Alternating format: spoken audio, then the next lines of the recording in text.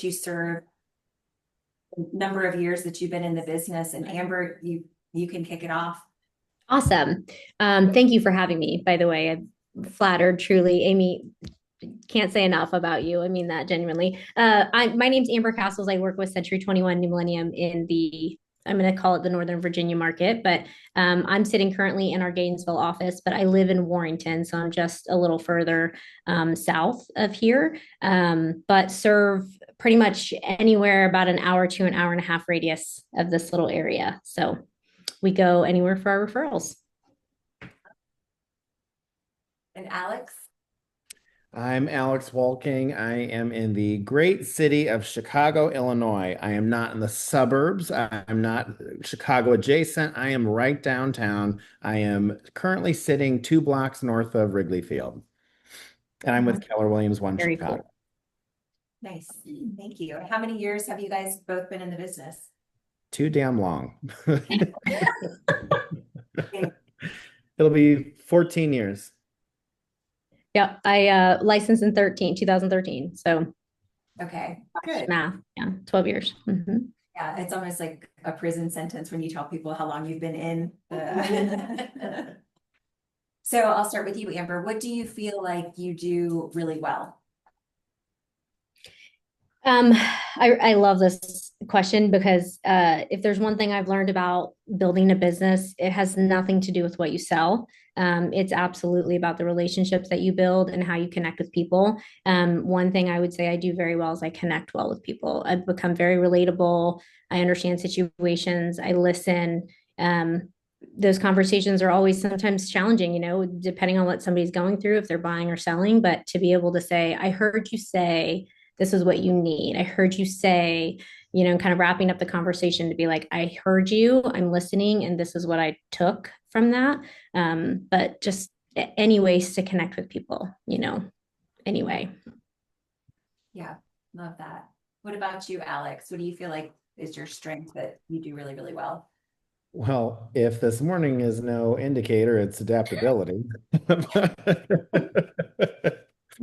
Um, I don't know. I'm a great problem solver and I think outside the box. I think that's why I get so many unique listings is because people come to me because they've listed with so many other agents or they listed with the number one agent in town and didn't sell it. And I have a unique ability to look at something and think, how am I going to sell this? And and I just have fun with it. Yeah, that's what I was telling them. I was like, he's really funny and yeah, fun person to listen to. What marketing do you find is the most beneficial for your business? Like, what are you guys doing? Any unique types of marketing or no, just looking? No, what I've found is I love this. I love this question because the answer always leaves jaws on the floor with everyone going to online and video and all this other crap that all the kids are doing these days. Um, Honestly, it's made the old school ways of marketing more effective, like Agreed. direct mail, open houses. Like the old school ways of doing business are what's old is new again. And I cannot tell you this year alone, I've had probably 5 or 6 listings come from direct mail farming materials. Interesting. Mhm. I was just going to answer that with same thing. I think we hide behind our phones all day long. So that face-to-face connection is the biggest one that I find is the most impactful without a doubt. So client events, while those can be pricey, you've got to be pretty strategic with how you do that. Mine is popping by, which I'm kind of an old school Buffini fan, and that's how I built my business. It's something of value. I never drop off crap. It's always something of, pretty hearty, a solid 15, 10, $15 worth of something, seasonal, fun, kids related, whatever, pets. I mean, people love their pets, find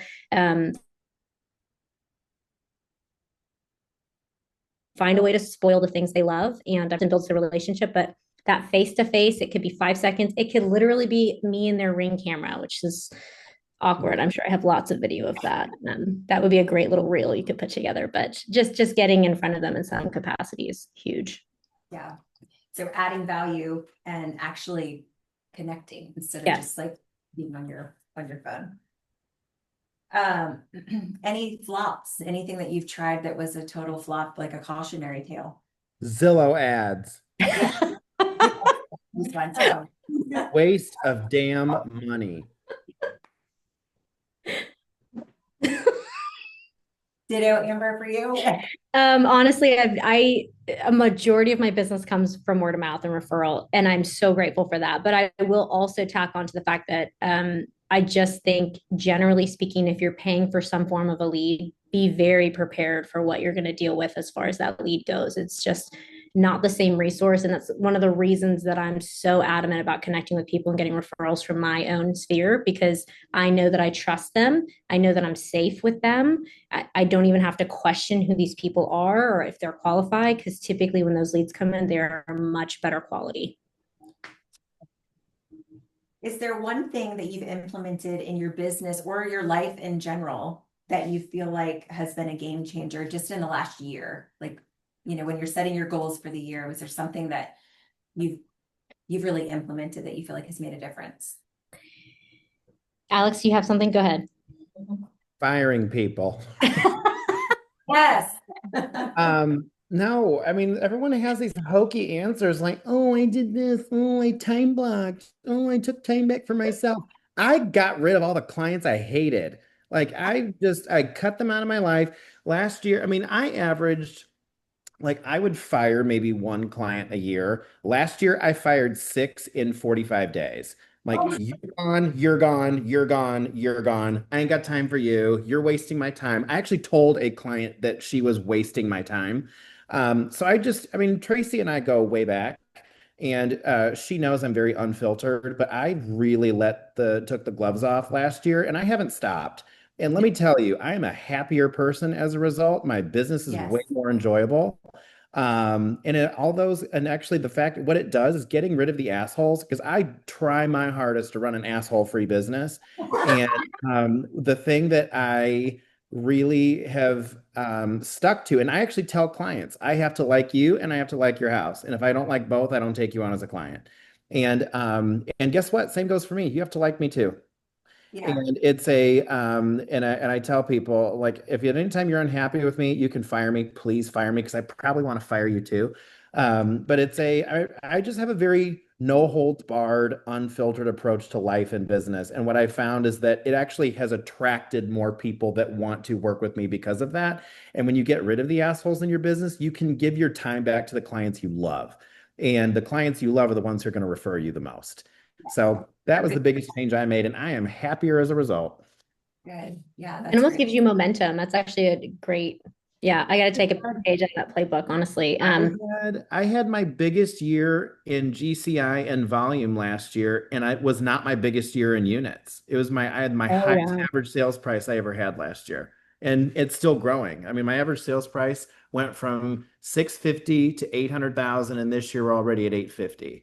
It's like that's just, you Wild. know, amazing how it Wild. goes.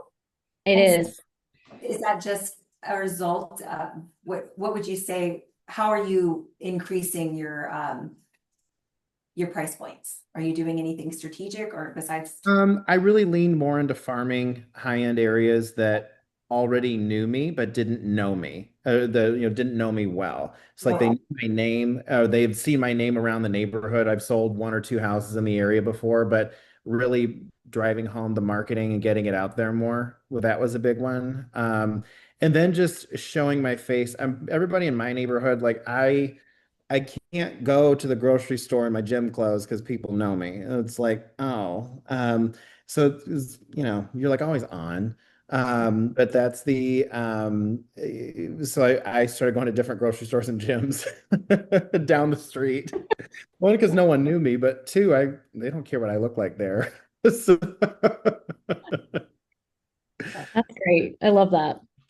What about you, Amber? You know, I don't know. I don't know that everybody knows this about my current business. I've had the best year yet. And actually, I'm sitting in an office. I'm a branch leader for the Century 21 New Millennium Gainesville and the Warrington branch that we have. And so I run we have a roster of 80 agents, but producing probably closer to 30 to 50. Um, so there's a lot of juggling that happens in my business and at the branch level. But I found that just being in the office is likely what contributed to a majority of the momentum, which has exponentially given me this insane pipeline all of a sudden. So I would just argue that I didn't really realize I needed an office. And then all of a sudden, like being here makes me be productive. And that's substantially stacked up my business, no doubt. Yeah, because you're there, so you're like, well, I'm here, so I might as well make a few phone calls. I used to be a site rep for new construction, and I was there from 12 to 5, and those were my best years because I was Yes. in a model, and if it was slow, Yep. I would knock out notes, calls, because I had filled the time doing something. So that's an interesting point. Exactly. Any I favorite app? absolutely agree with that. And I would even argue that you want to get home when you're done, right? So you produce, you do what you need, and then Yeah, you're ready to get home, but you want to get your, list done. Yeah. yeah, that's great. Mm-hmm. You guys have any favorite apps that you're using? Doesn't have to be real estate related, but a plus if it is. Go ahead, Alex. I keep going first. You go first. Okay, this is a stupid one, but this is what keeps my life sane. Google Drive and Google Sheets, because that's where I have a transaction tracker. So it's kind of what keeps me. One of your questions is about accountability, but just being able to access that stuff from my phone is huge because I don't have to have my computer up in front of me to know who's under contract, which buyers I'm dealing with, kind of dragging and dropping kind of thing. But also because it gives me access to everything that I need that's not just in my email, but organized. And then the other one is Canva, because if you don't have the freedom to be on Canva daily making social posts and stuff like that, then you're stuck to your computer, and that means you're stuck to the desk. So if you have the ability to kind of, again, drag, drop, create, and then post, it's just seamless. Yeah, we love Canva. Yep. Well, that sounds great. I don't even know what Canva is. Um, I have an admin that does all that shit for me. I just don't do it. Instagram. If you want to follow me, I'm a great follow on the gram. I spend a lot of time on Instagram. But if you want a business related answer, I'm with Amber. G Suite has my entire business operates in G Suite. So my branded email, all my documents, all of our checklists and processes and everything, like your business really needs to live on the web, not in an Excel spreadsheet. And it needs to be web based. Same with your CRM, same with all of that. Because all of a sudden, if you have one computer shut down or something like that, and you're not backed up anywhere, guess what? You're screwed. So that's we lean into the Google machine pretty hard. Just a great place for everything. I mean, the team piece, just keeping organized, it's wonderful. Yeah. Yeah, I agree.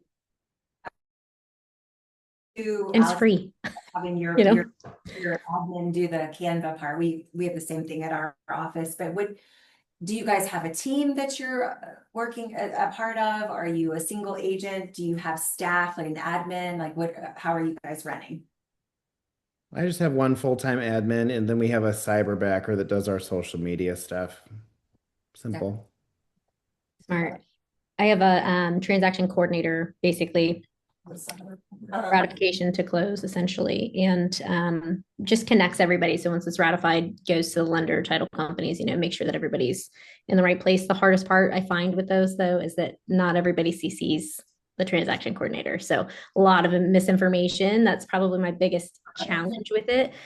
We've actually even had conversations about just like sharing an email, like just jump into my email so you can see what's going on. But it's kind of crappy that way. You know what I mean? There's just no real easy way to structure it. And even if they introduce themselves and say, CC me on everything, it rarely happens. Yeah. Yeah, we struggle with the same thing. Yep. Do you guys read books or listen to books while you're on the subway? What are your favorite podcasts or books that you're listening to or reading right now? So I have to, if people that are like really into like personal growth or self-help or whatever, like real estate is it's an exhausting business that we work in anyway. I need something that's not real estate. something that's not leadership, something that's not anything, like turn my brain on in a way that's going to get me. I'm a creative thinker. I'm not somebody that's like, going to sit here and listen to Dave Ramsey. I mean, God, yeah, I mean, like poke my eyes out with a fork. But just like shit like that, I just don't care. Like I give me something that's going to get me excited about life because that's why we're working is to support the perfect life. So I'm big on Las Culturistas. That's my favorite culture podcast. Um, so Hale Bloom, I do like him. And then if I do want to listen to something like business or mindset related, Mark Manson, the guy that wrote The Subtle Art of Not Giving an F, that he's got a great podcast. He has great guests on there. And I used to listen to Mel Robbins. I love Mel to death, but some of it was just a little too kumbaya for me, and I had to stop. But that was it. That's great. Um, I actually like Dax Shepard's Armchair Expert. Does anybody listen to him?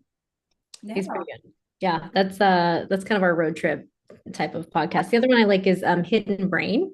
A lot of very cool stuff on there too. Just dives into deeper research on certain topics that, same thing, get a ding.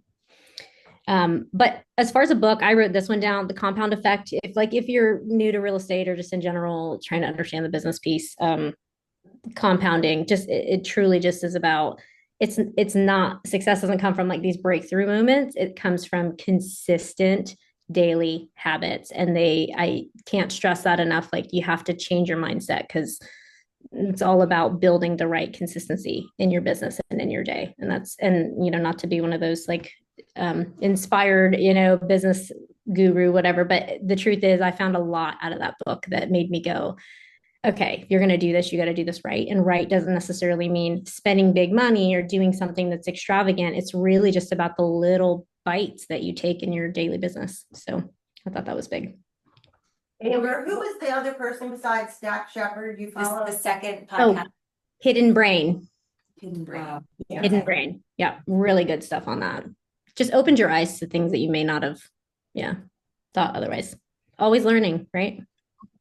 The book was Compound Effect. Compound Effect. Yep. It's a short one too. Thank goodness, because I can't. I just don't have the bandwidth to get through those long books. And then how do you hold yourself accountable? Do you both have coaches? Do you just have a person in your office? Are you just really good at keeping yourself accountable? What's your recipe for that? You can go ahead, Amber. Okay, so every year, roughly around this time of the year, towards the end as well, just depends on when I have the time, but I try to spend a day and a full day, and it's almost like rainy days are better, right? You want to get in this kind of mood, you want to be thinking ahead, put on some kind of gentle music, and I just set my goals. And I know this is stupid, but again, something I've done from the very beginning, always write them down, make them visible wherever you can. And I can go back to almost even the first and second year, and I've yet to write a goal that I haven't achieved. And just the references, like when they're visual, when they're intentional, when you think about them and they're purposeful, it just keeps you going. Then what I like to do is I set a quarterly calendar invite actually, and I just say, check in, like, where are you? How many units have you finished? What's pending? What's in the pipeline?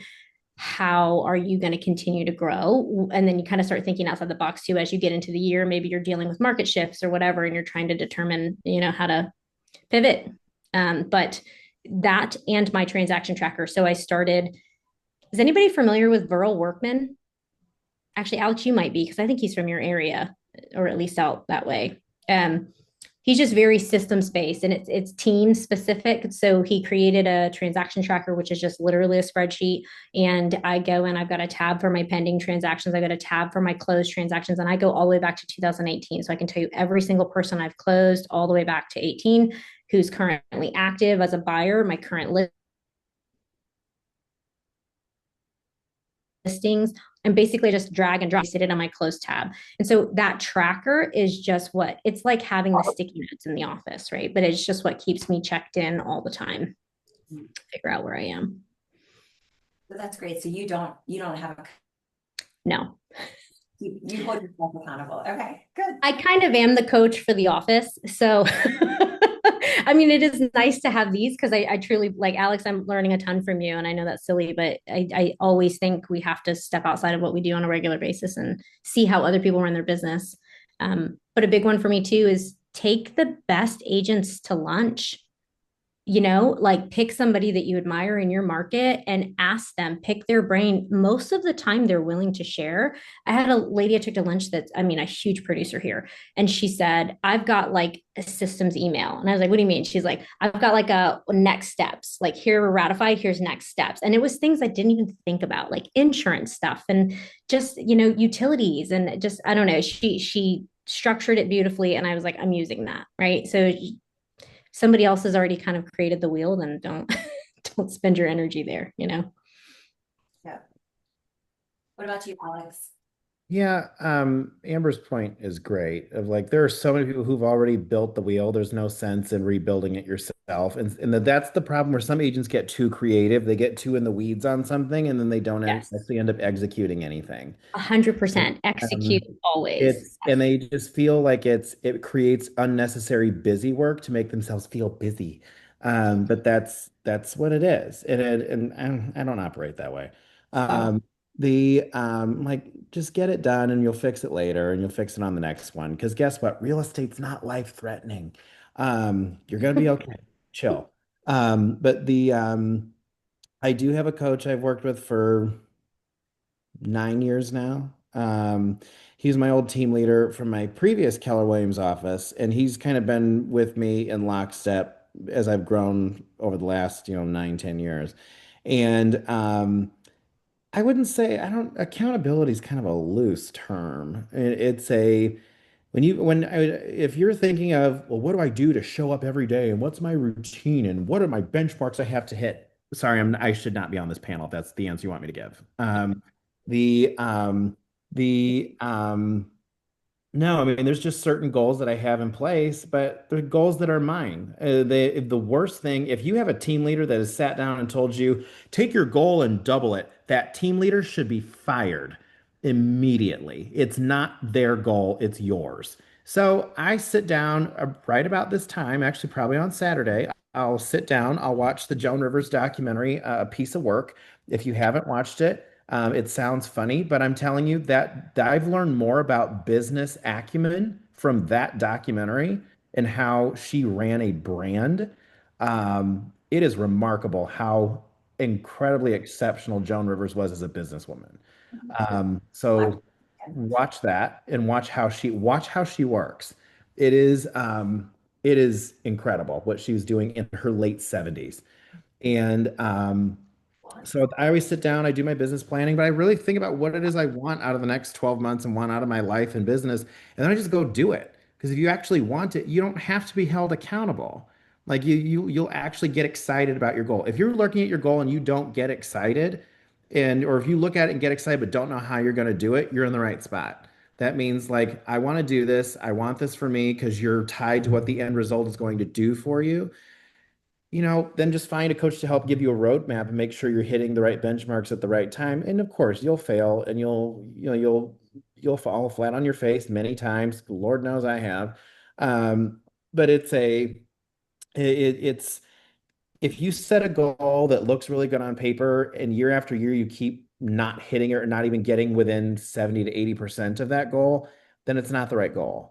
Like that's the thing and that can go for anything. I can go for business, and go for income, and go for weight loss. I can go for, relationships and go for anything. Like if you really want it, then go for that. Chase your joy. That's my things. Like a lot of this like coaching accountability crap, I hear people just coaches love to talk at you, not talk to you, which is why I don't do coaching anymore. And my team leader, guess what? He's my coach, but I coach him right back because he runs into frustrations with agents all the time. And I'm like, well, you have to meet them where they are and then take them with you. Grab them by the nose and take them with you. That's what you have to do. And so like this, I think I get like coaching to me is like someone dropping an F-bomb in a crowded theater. Like it's just it is nails on a chalkboard to me. And that's how I think about accountability. I mean, thank you, Tracy, for giving me this soapbox this morning. I didn't know I had so much energy to get out this morning. You're spot on, Alex. I mean that. Spot on. Yeah, I think we, especially at KW, it is an illness in our culture that needs to be chopped out. And Yes, I am vocally advocating against it. Go follow your bliss. genius. Fire assholes. Asshole for Fire Oh, I have a great story about an asshole client. This is something about boundaries and accountability. Talk about accountability.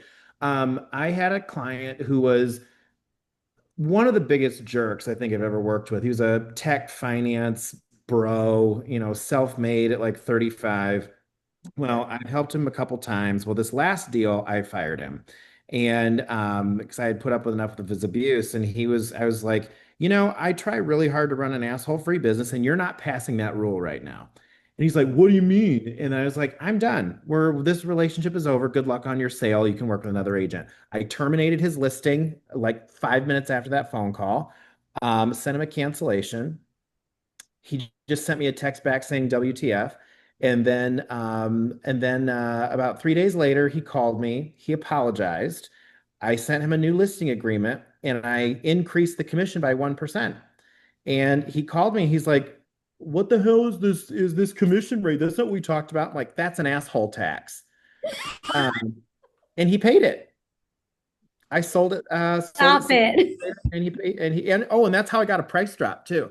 I signed a new listing agreement with a price that was 250. It was listed at 2.5. I got it down to 2.25. I sold it for 2.2 to a Bulls player, and he paid me the extra 1%. So I took that listing back on my terms. Alex, that's amazing. I don't think it's amazing. It's taking your power back. Quit letting people shit on you. I mean, That's exactly what it is. It just, no, yep. we as realtors don't need to endure this abuse. We don't No, I need, agree. it's unnecessary. I mean, all of you in this room right now, raise your hand if you have an asshole client you'd love to get rid of right now. Everyone's hand should be up. Everyone's got that one person that's like, you know what? I Here's my challenge to you. Here's your accountability. Let's see. It's Wednesday. You have until 5 p.m. Friday to get rid of them and text me when you fired them. At least charge the asshole tax. Yeah. You're not gonna get Or rid at of least charge an asshole tax. But I set love some that. sort of boundary with them to let them know that you're not taking this from them anymore. That's my accountability for you. I love it. It's at the top of my page, Alex, asshole tax. Good. What we learned from Spread the I'm gospel of serious. You learn things every day. Like, that's a good one. This is also why they don't put me on panels anymore. This is why you should be on panels. There's a rawness that I appreciate very much because I think we could sit up here and talk about fluff all day long. But the Yeah. reality is, it's not, you made a perfect example. If you're not executing, it's not working. No. Try Also, if something you're not else. executing, what are you doing? Like, just go do the thing that you actually want to do. You set the goal. You want it for some reason. If you're afraid of your goal because you're afraid of what might happen, if you got a fear of success because you might actually get it, that's a different story. That's real. That's totally fair. Guess what? And the bigger your business gets, you will have a bigger target on your back. That's absolutely the case. There are people on my ass constantly because they want a piece of Alex Wolking and they just want to take him down and his big personality and everything else. And you know what? Go for it. Make other people uncomfortable with your goals. I don't care. Life is too damn short. Go live your life. So, besides firing people and charging the asshole tax, if you could go back in time and give yourself some sort of solid advice as a brand new agent, what would you tell yourself? Grow a set. That's what I would say. Grow a set. Grow a set. I know we're such people pleasers. We are. Well, and it looks like it's a room mostly of women, and women especially. I think, I can get away with a lot of this stuff, and it's like, oh, you're a man, you can do this. And I think women a lot of times are afraid. I have noticed a lot of female agents apologize more than they need to. I think they are afraid to being labeled as a rhymes with witch or difficult or whatever. Go be difficult. Go be difficult. Like I am such an advocate for women in this industry and take leadership roles. Go take up space. Like the thing is like, I find so many women give their power up in this industry when they do not have to. And like that is especially when it comes to negotiations, when it comes to being afraid to ask a question or push the envelope on something or something that's not making sense or question something. I think there's this, I'm a gay man. I was also, othered by society. I was told I couldn't do something or whatever, and I just went and did it anyway. And it's going to piss a lot of people off because you're taking up space. That is the what do they call that?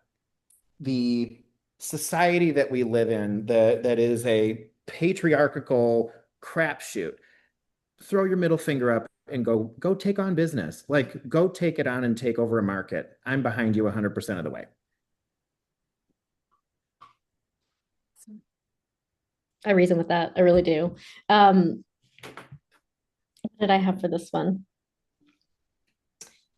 Remember that you only have two things that you can't really take back. You have energy and you have time, and you have to use them correctly. And I know that's so silly, but I just wish that I learned that a long time ago, because there are people I would have fired. There are situations I would have gotten out of, but in the thick of it, when you're trying to grow and I have to have this check, you're dealing with it. And to some degree, I understand that you need to be able to determine where you have to draw the line, but it does empower you.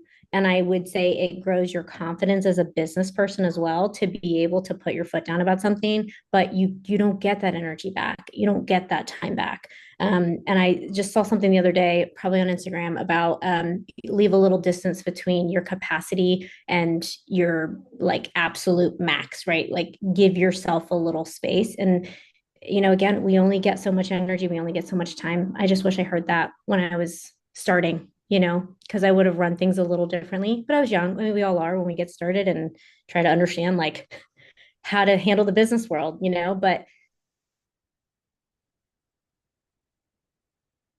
don't be afraid to say no. And it's so much time. I'm so sorry I can't handle that this evening. I'll do that tomorrow. During COVID, didn't we all? I mean, I was on the phone 10, 11 o'clock at night for the first time ever in my career, because something had a deadline the next day at 10 a.m. And we all did it. And it was ridiculous. But I remember like hiding because my kids were asleep, in the basement conversation, because I didn't want to wake anybody. But it's wild what we'll do when our business is growing. But remember where you need to set your boundaries, truly. Yeah. And then we'll talk about service. How are you elevating your client experience? What are you doing service wise to wow people? I'll start on this one. Again, being in the office, I think there's been a lot of distraction for me, because I always have these great ideas of how can I make this less complicated? How can I pre-template an email that's going to go out that's relatively consistently checking all of the boxes, like, hey, we're ratified. This is, next steps from here. I mean, even an example of like how to template your offer information. So I know that this is silly, but template those emails so you can kind of plug and play. Every time I send an offer to another agent, my template email is very clean. It's typically short. I'm not writing a book. I give a little background about my buyer or whatever the situation is. And then in bold, like, here's the sales price, here's a seller credit, here's a closing date. I mean, I give every term. And if it's all the way down to, well and septic inspection or rent back or whatever it is, I include all of those detailed information pieces, with the hopes that I'm coming across as I know what I'm doing, right? I'm trying to create a little rapport with the agent if I don't already know who they are, but also so that I can kind of copy and paste that email to my buyer. Hey, this is the information that we're sending back. And I want to make sure that I'm tracking that, right? But just putting systems in place that are kind of like plug and play, a little more templated. It's just not something I've gotten around to, but I am ready to put in place. Yeah, I'm kind of the same. And we're really big on the processes and our systems and checklists, and having those pre-made emails, pre-written. G Suite is great for that. We use a system called Cloud HQ that backs into our email, that can make really nicely, templated emails, and it really clearly delineates what, a milestone in the process is. That's the thing too, is like Kevin, my admin, who's been with me now for 5 years on Sunday. Oh. He he loves having those emails, and clients actually go to him now for stuff. Clients don't bother me with stuff. Like they call him and ask him questions, which is great. That's what I want. Yes. I love questions I don't get asked. And but it clearly outlines what the next step of the process is. And the thing that, and I mean, the best customer service. So my dad's an agent too. My dad's been an agent for 33 years now. The best advice he ever gave me was great customer service is making a process so the client never has to think. Like should never have to think. Answer their questions. You already know what questions they're going to ask. Answer them ahead of time. Always be 2 steps ahead of them. That's the best process that you can give people. One of the best things we did in the last 12 months that I was not expecting was on our new website, alexwolking.com. We put all of our vendors on our list. So instead of having like a list you give clients, ours is open to the public. And agents, I even have agents who have told me I'd recommend people from your vendor list all the time. That's wild. So, but that's the thing. Is you go to my website, you'll just see right at the top vendors. And I reach out to clients and I ask them, and once a year we do an audit and we say, hey, we're always looking to add new people. So now what we're going through doing right now, as we sit here in this meeting and speak, Kevin is actually going through that vendor list and putting an asterisk. This was an Alex Wolking, a personal. So the vendors on my list are people that I've worked with personally, or they were referred by a client. Mm, So auditing, hey, of the vendors on our list, who did you use that you liked? Did you have a bad experience with anybody? Also, who do you know that we should know that should be on this list? My favorite, we had an electrician that like 3 of our clients who do not know each other all recommended. Just this like, guy that was kind of, back of a truck kind of dude. So he did my house. And I was like, I keep getting your name from clients. Like, what's your deal, bro? And he came in, did all my light fixtures, redid, some electrical work that I needed. I've referred him out to probably 15 people at this point, and he's like number one on our vendor list. And he called me like in tears. He's like, I keep getting all these calls from people saying they saw my name on your website. But this is somebody that pays to be on other websites like Yelp and Google and all this other stuff to have his, he's like trying to grow his business. And yet the calls he gets the most are from my website. It's like your vendor lists, put it together and just put it on your website and put it in your buyer books and your listing books. Like always push that because that is something that is very simple to do. You already have your painter, your electrician, your plumber, your roofer. You already have all these people in your phone. Just put mm. them on a piece of paper. It does not have to be pretty and just start slipping it in. And we don't even call them vendors. It's like, come meet some of our friends. And we just delineate. I've personally used this. This was a client recommendation. Because here's the other thing too, when clients see their name up in lights, they're like, oh, I recommended that guy. They are more bought into your business now. Because it's like, oh, I gave you somebody that you can refer out. And it always gets back to that client. Because that electrician, he went back to the original client. He's like, thanks for introducing me to your realtor. And like to me, that means more than anything else. Like here's a guy whose business 18 months ago, he was struggling and now he's thriving. He just bought a new truck with a nice, label on the side, and he was walking like he was 10 feet tall. Those are little things that you can do. Like the way to support small businesses is such a small yet such a powerful thing that we can do. So that's been a big change for us. For your next, It's and those guys are, those people will bend over backwards to help you, Yeah, no kidding. Like when I had a situation, we have a junk hauling service that we use, and of course, twas the night before closing. I walked into one of my listings, there was a bunch of crap left behind. This was the final walkthrough was at 10 a.m. the next morning. I walk in at 6:30, called my junk hauler. He was there at 7:30 an hour later with 4 guys, and they cleared this basement out in an hour. And they were there till 9:30, 10 o'clock at night, brought them pizza and everything else. I mean, but they don't do that. They only do that for people that send them a lot of business. that's So great. take It care also of those. They'll take care of you. speaks volumes for your character that other agents are looking on your website. That means you're reputable, but also that you stand behind things. So I that's do. that's And a if I lot, have a problem with one of my vendors, I call them. right? Like, also, here's the other thing too. They don't want to be taken off that list because they know Right, they get business from it. It's like right. that's the thing too. And like I had a painter that I worked with for years. I went in, I'll never forget this. It was back in June. I went into one of my listings and my sellers like, I was like, oh, how was Antonio? He was good. Good. Why wasn't he great?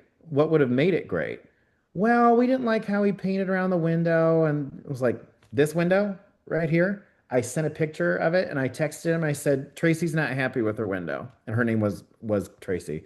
And I was like, Tracy's not happy with the window. Can you send a guy back? He texted me back. Yeah, I'll send him over there in an hour. And a guy showed up in an hour. And because this was someone who was afraid to speak up. She was Mm. afraid to, say what really felt. She thought, oh, it's gonna be good enough. No, I hold my vendors to a very high standard. And if they want to stay on my vendor list, they need to come back and make sure this is right and you're happy with it. And she was so thrilled with that. She's like, oh, wow, okay. So that spoke volumes of me too, but also it shows that I take that vendor list very seriously. I love What are that.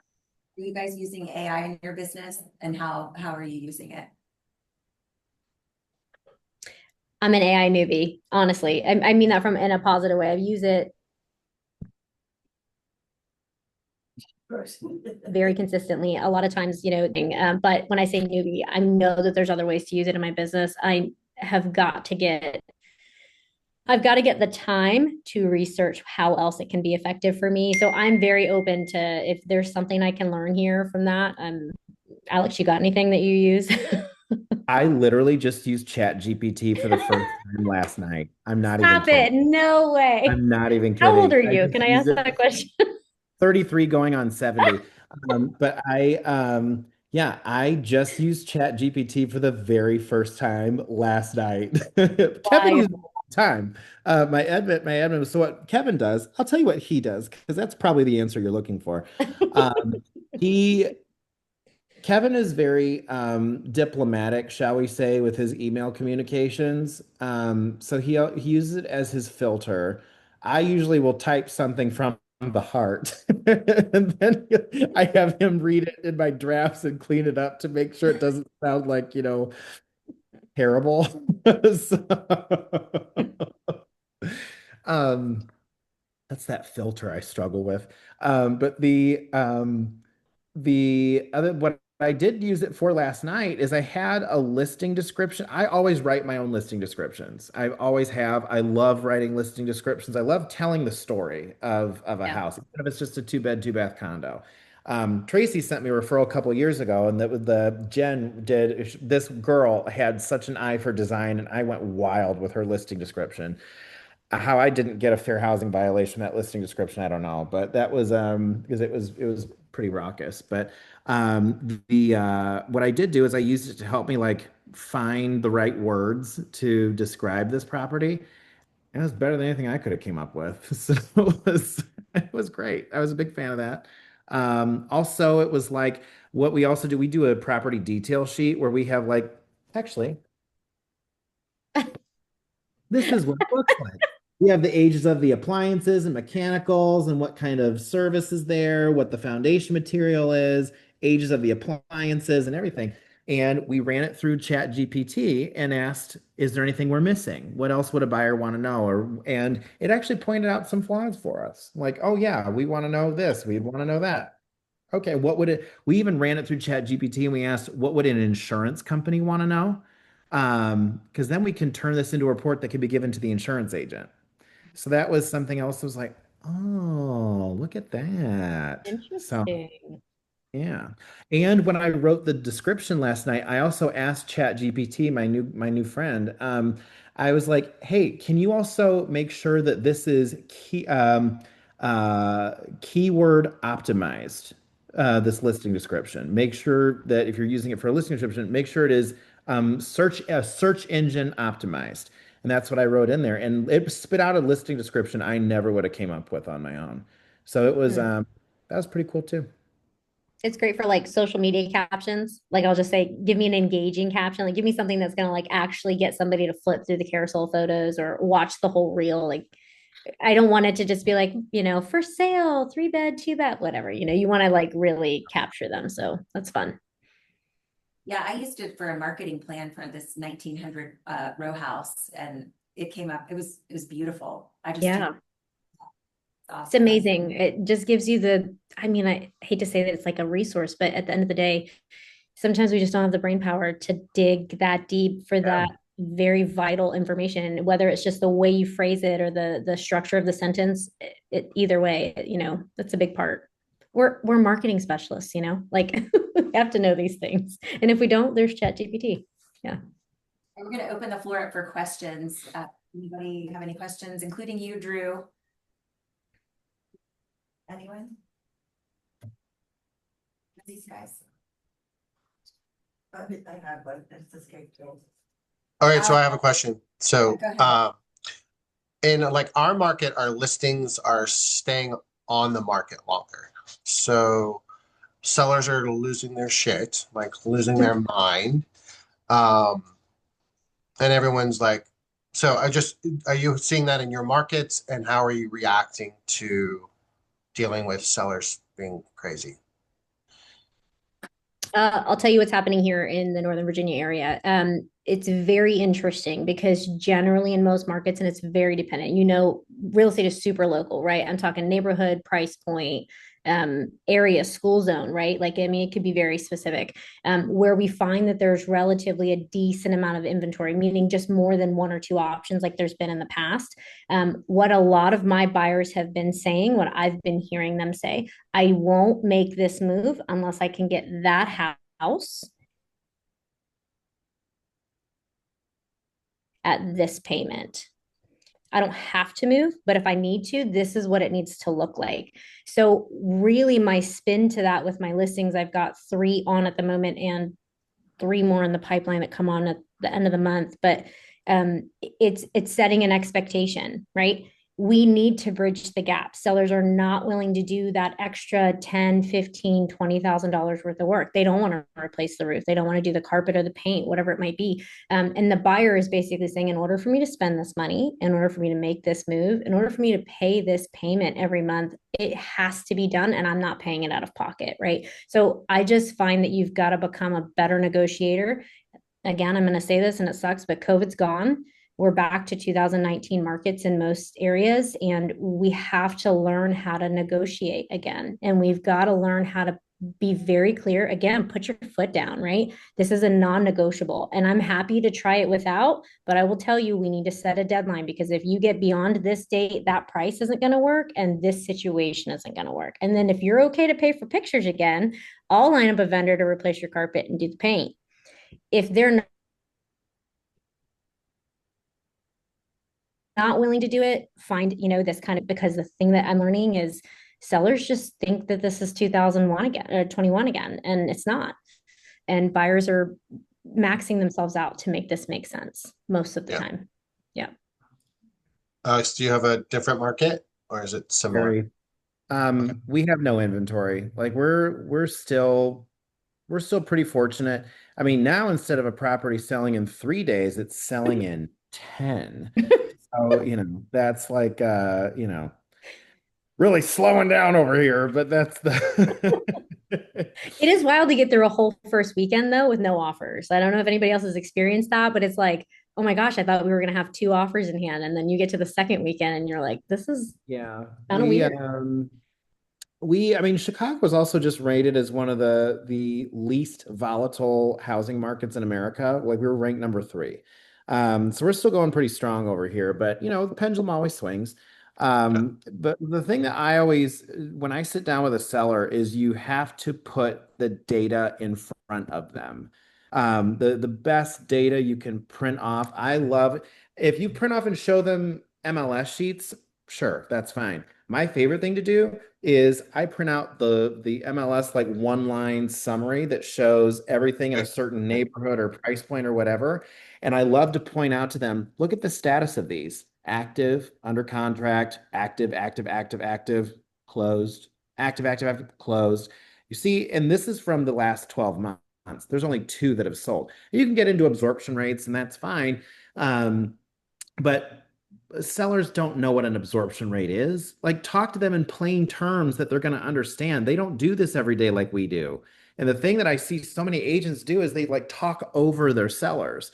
And it's like you're not meeting them where they are. What does this mean to you? Well, look at these properties. You have 16 properties in your neighborhood.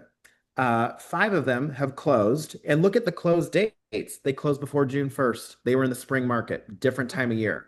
Now that you're after 4th of July, this is different. We're in a slower market, and there's only two that have gone under contract in the last 90 days. And in that time, here's what else. We had four price reductions. Like the market is what's great about active inventory, those sellers have already been beaten up by the market. They have taken the guesswork out for you of where you need to be. And if they're all between, 325 and 350, guess what? You're not going to be in that range because that's the range of the no. I call that, ever heard of the no fly zone? This is the no sell zone. This Yeah. is where nothing sells. So this is so you can, another phrase I use with sellers is you can price competitively or you can price compellingly. You have to, and in order to sell your house, you have to, there's a price war in a beauty pageant. You have to win both. That works too. And another thing I've done with people before too is like, what's most important to you? Is it the money or is it the move? And I always put my hand out because that is farthest from what I want them to consider. But the thing they're really concerned about is their move and their timeline. Is it the money or the move? And Yeah. they're just like, oh, well, it's both. But if you had to pick one, what's really Yeah. most important Keep here? isolating. Yeah. It's the move. That's why you're selling is it's a move. And I've even told sellers too, I love challenging sellers because some people will tell you, well, we don't have to move. We can wait. Then you should do that. You don't have to sell right now, then Say don't. that. Yeah. No, I agree with And that. but here's by calling them out on that, one of two things is going to happen. Either the sellers are all of a sudden going to go, okay, well, when is a good time to list? Okay, then that tells you that's not a serious seller. Yeah. The other thing sometimes too is you'll get sellers that will go, well, we don't have to sell, but it would be nice to get to Florida by the end of the year. So then what happens is they tattle on themselves. Yeah. And what'll happen is, especially if it's a couple, one person wants to move way more than the other one does. And what happens too is you'll start to see that dynamic of who the actual decision maker is. And spoiler alert, it's never the husband. And that's there is someone's thinking about, butterflies and rainbows, and someone's looking at the dollars and how this is going to impact them. That's how it always works in every couple, gay, straight, doesn't matter. You see it all the time. But there's one, and what it happens is the person who really wants to move, if it's family, if it's work, if it's any of the main things that are going to cause somebody to move, that's a strong motivation. But if someone's moving because they just want to simplify their life and downsize, now's probably not the right time. And I even my other favorite too, like not doom and gloom, but you cannot pee on your seller's leg and tell them it's raining. You have to be bluntly honest with them. I agree. And like you have to tell them exactly what they need to hear. And one of the things I do too, I'll take my CMA. I'm like, okay, so you want to sell and repeat their motivation, whatever my pre-listing call was with them. I just go, okay, you don't have to like what I'm going to show you. Okay. All right. So here's what we got. Let's dive in. And a lot of times what you see is as soon as you give them permission that they don't have to like the data you're going to show them, their body language will change. You will notice all of a sudden their arms are on the table. They're ready for you to show them because now that's how you rope a seller into whatever the plan is that is actually going to get their house sold. By the way, Mr. Seller, price, it doesn't stop there. We're also going to need to paint and we're going to need to do the carpet and we're going to need to do all of this. I know you don't have to like it. Don't shoot me. I'm not just the messenger. And yet, if I didn't write, I used to have, I had a doctor client that gave me prescription paper and I used to write what the prescription was to sell their house. I was like, okay, you need to be at this price point. You need to replace the carpet and paint. There's your prescription to sell your house. Yeah. I used to love that. And then I got in trouble for that. So I couldn't do it anymore. Well, I think it's kind of like what you were saying with firing, the firing your client. I don't think we're being aggressive enough with our sellers. I saw No. 600 price reductions in the last 7 days in this market. I don't think they were priced wrong. I think agents are just going, what do you want to list it for? Because that's what we did in 2021, right? Now, like you're saying, you're actually the expert. I think agents need to get a pair. And you know what? You may lose the listing and they may list with agent number two because they bought the listing, but they're not bitching at you and you didn't spend $600 on photography either. So, No, and I love nothing more than being a seller's second option. yeah, And even when if I get a seller who's being really unrealistic about pricing, that's something I'll even say too is like, well, anything above this price, I'm not interested in your listing. And Mm, gotcha. if it doesn't sell, give me a call when it doesn't work out with the first agent. Yeah, That's real ballsy, but that is ballsy. but I've said that. And let me tell you though, I've actually gotten listings before when sellers like, well, you were the only one who was really convinced that that was what is going to take to sell your house. And the best part too is I always tell, well, we're afraid of underpricing it. There's no such thing as underpricing a house because Yeah. guess what? Even in this market, even if it is getting slower, there's still so much demand out there that the market will correct you. You yeah, will it'll get push it up. multiple offers over Yeah, the sales price. There's Yep. no such thing as underpricing. There's bad marketing coupled with underpricing, but good marketing underpricing, you'll still get multiples. okay. Love it. Genius. Great. Favorite client event? Favorite client event you guys have ever hosted?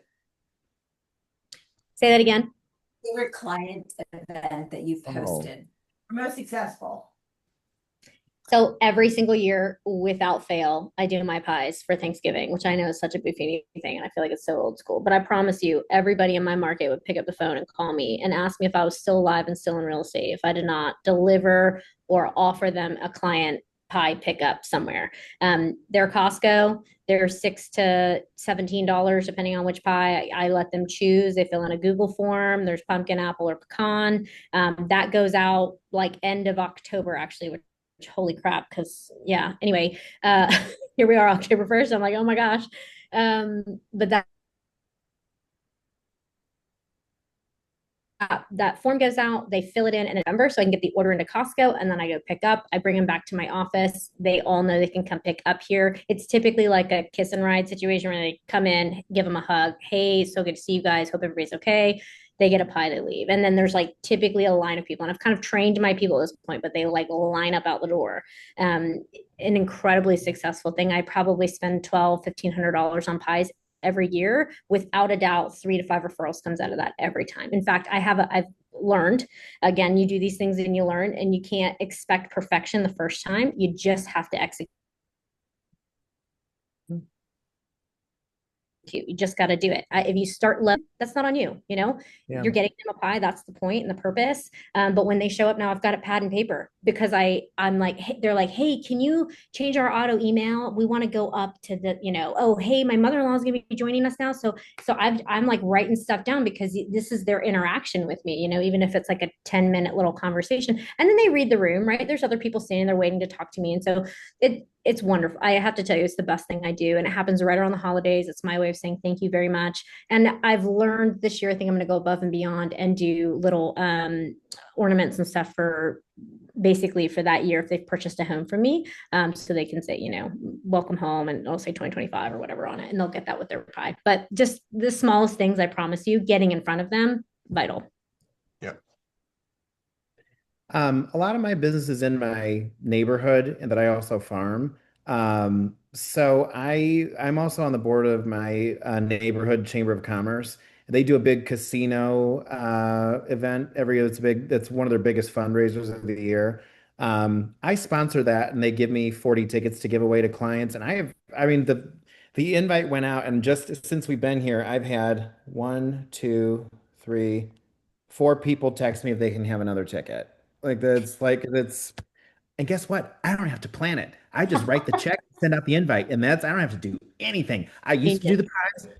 I used to do the pies. One, I would eat them. Two, I don't care. It's too much time. But It that is a was lot. like it's too much time. It's too much planning. I love parties that I get invited to. I don't want to throw the party. I just want to show up. So if there's a local nonprofit that is having an event that's for a good cause that you are behind, or maybe you're on the board of it, people really get excited about that stuff. Go support them and be a sponsor, and then ask for tickets for your clients and tell them you want to invite your clients. They will go nuts. I mean, last year this casino event, the board was ready to kill me because I had 68 people show up to this casino.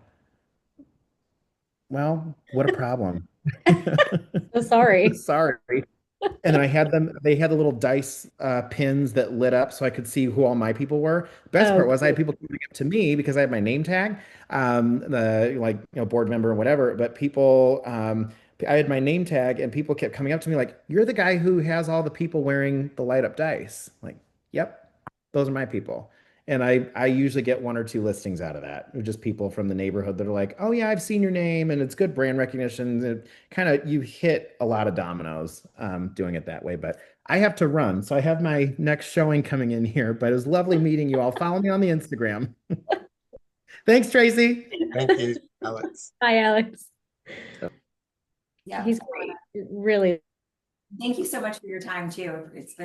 That was a fast hour. like him. I actually learned a lot from him. So thank you. Wonderful. I think we should do, I don't know, stuff like this should happen more consistently across the board. I think when you get to a certain level of production, you kind of, I'm going to say this, but you get a little bit in a rut and you start to realize if you're not in an environment of growth, if you're not surrounded by people that think outside of the box, if you're not being uncomfortable on a regular basis, you're in the wrong place. And, that's my reference here is I find too that as we get later in the years in this industry, as I've been in it more and more, there's a lot of agents that are kind of on their way out of this business. And I reference that to you because when I run into those agents, I feel a difference. I understand that the communication is different because they're not as interested, right? But they're also not in a growth mindset. So when I talk to some of these agents, their thought process is, I don't want to spend $1,000 on pumpkin pie. It's like, zoom out, because if you don't see the bigger picture, then you're definitely in the wrong place. You're not in a growth mindset. So I mean, I would argue part of the whole growth mindset is think to yourself, is a perfect example of the transaction coordinator. I think when you get to a certain point, probably maybe 10 units a year, roughly something like that, and you're trying to grow to 15 or 20, 10 can feel like juggling a lot if you're not accustomed to that kind of flow and you're not in that business routine regularly. So put yourself in a position where you can give yourself the time back. Like one of the things I argue is if you've spent more than 3 to 5 hours putting paperwork in a system, it's time to hire, right? Get rid of that burden because that's not something you want to be doing. 3 to 5 hours in your day lets you go back and lead generate or go take somebody to lunch and be like, how are you doing? What are you doing for these people?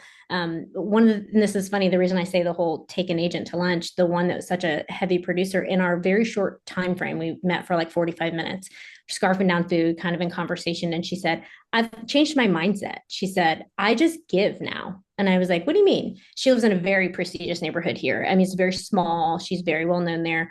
And she sold 5 houses in that neighborhood this year. And her comment was, I just give to everybody. And she's like, we were kind of talking about like, how could you do more community events or something that kind of felt like she was feeding her farm. And I said, I thought of something the other day, and I just want to throw this out there. I said, in your really nice neighborhood, I bet you your people really like clean trash cans. And she was like, clean trash cans. I said, the company that like comes and picks up your trash can and cleans it out for you? I was like, I called them and I said, tell me what you would give me for a community rate. Like if I could get you 50 people, what would you get this per, trash can unit down to? And she said, honestly, I would send that out as like a coupon in my community as a mailer. And I was like, how genius is that? She goes, but for my best people, like the closest sellers and neighbors that she was like, I would just pay for it. Yeah. Like, hey, clean your trash can, give, and it will come back, right? Yeah. People will see this. It's truly just about being kind. I mean, I think it's about being a good neighbor, but when you're an agent, you just don't realize, and, kind of like Alex said, like connecting and supporting with a small business is substantial, right? And they see you doing it. My favorite part about connecting with vendors is like the minute that you've created this bond and this trust and you've kind of shown this reputation that you have, they're excited to refer to you because you're referring them, right? So to be able to give them back or give you back a referral is, a big deal, especially when they're in people's homes all day long, right? Yeah. Like if somebody mentions, oh, we're gonna put it on the market in spring. Do you have an agent? Because I've got the best person you need to talk to, right? And like that to me is the handoff. Like that's genius. Yeah, 100%. Great. Yeah. Appreciate your time. And Drew, thank you. Yeah, you guys did great. Thank you guys. Thank you guys. I really appreciate it. Thank you. Take care. Absolutely. Bye, Guys. everybody. Thanks. Have a good